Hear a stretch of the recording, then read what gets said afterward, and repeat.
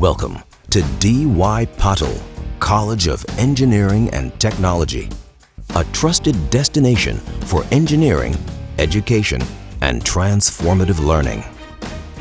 Established in 1984, the Institute has been shaping engineers through quality technical education, building a proud legacy of achievement and trust.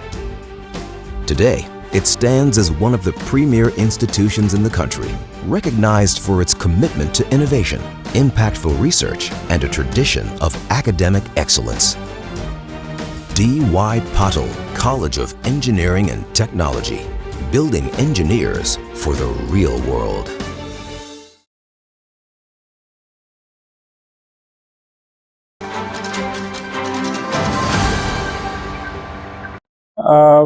जुना इतिहास आहे की त्यावेळी छत्रपती घराण्याने पोलंडच्या सगळ्या रहिवासींना राजआश्रय दिला होता. 1943 ते 1948 5,000 पोलिश लोक होते आणि खऱ्या अर्थाने ते कुठेतरी परत रिवाईव्ह व्हावं म्हणून मी तो प्रयत्न केला आणि आता पोलंडचं वळीवळीमध्ये म्युझियम तयार होणार आहे. महाराष्ट्र सरकारने त्याला सगळे पैसे सुद्धा दिलेले आहेत आणि त्याचाच एक भाग म्हणून ते आज इथं सगळे पोलीस डेलिगेशन आलेले, खासदार आलेले आहेत, इथं काउन्सिल जनरल आलेले आहेत. 21 ऑक्टोबरच्या दरम्यान पंतप्रधान हे कोल्हापूरला येण्याची शक्यता आहे आणि त्याचंच एक रेखी म्हणून किंवा त्याचाच एक पहिला टप्पा म्हणून हे सगळं शिष्टमंडळ इथं आलेले. आज नवीन राजवाड्यात छत्रपती शाहू महाराजांना आणि सगळ्या छत्रपती घराण्याच्या सगळ्या व्यक्तींना ते भेटायला आले होते आणि मी त्यांचं मनापासून स्वागत करतो. आज दिवसभर ते अनेक ठिकाणी जाणार आहेत, जुन्या राजवाड्यात जाणार आहेत, अंबाबाई मंदिरात जाणार आहेत.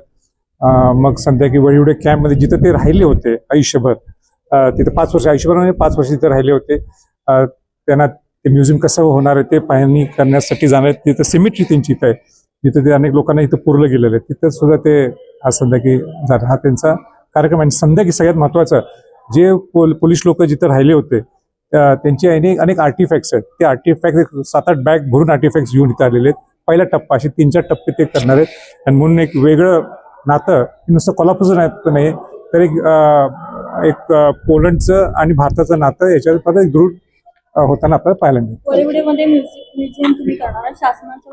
शासनाने पूर्वी 1.5 कोटी रुपये दिले होते आणि आता आम्ही लगेच सांगितलं त्यांनी पुढचे 5.5 कोटी रुपये काहीतरी ऑलरेडी दिलेले आहेत आणि काम एक 15 दिवसात सुरू. पंतप्रधान मोदींनी सुद्धा भेट दिली होती कोल्हापूर स्मारकाला.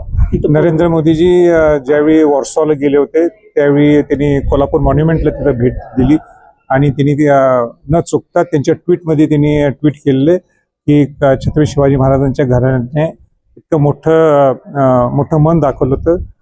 एक ह्युमॅनिटीच्या माध्यमातून त्यांना राजआश्रय दिला होता. 5,000 लोक एवढा मोठा कॅम्प हा जगात कुठं पाहायला मिळत नाही.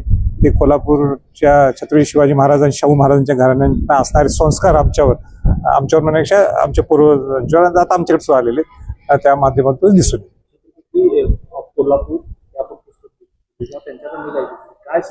नाही आता त्यांनी काय दिलंय मला माहित नाही. ते संस्काराचा भाग आहे. आपल्याकडे पाहुणे आले की आपण काहीतरी त्यांना गिफ्ट देतो. कुठलं पुस्तक द्यायचं तर छत्रपती ऑफ कोल्हापूर, कारण त्या छत्रपती ऑफ कोल्हापूरच त्यांना ही ओळख आहे आणि ज्या छत्रपतींनी एवढा राजआश्रय दिला तर दुसरं काय देण्यापेक्षा आम्हाला वाटलं की ते पुस्तक देणं उचित ठरेल.